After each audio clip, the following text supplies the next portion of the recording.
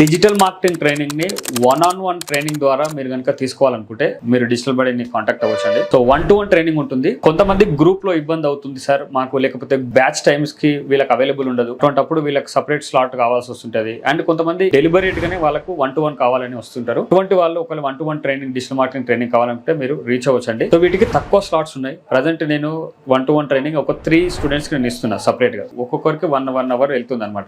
అందులో ఎవరిదైనా కంప్లీట్ అయితే మేము నెక్స్ట్ స్లాట్స్ లో మిమ్మల్ని తీసుకునే ఛాన్స్ ఉంటుంది. దీనికి కంప్లీట్ గా 1-to-1 ట్రైనింగ్ కనుక తీసుకోవాలనుకుంటే కాంటాక్ట్ అవ్వచ్చు. మీ దగ్గర ల్యాప్టాప్ ఉండాల్సి ఉంటుంది. అట్లీస్ట్ మీరు per day 2 to 3 hours spend చేయగలగాలి డిజిటల్ మార్కెటింగ్ కోర్స్ నేర్చుకోవాలనుకుంటే.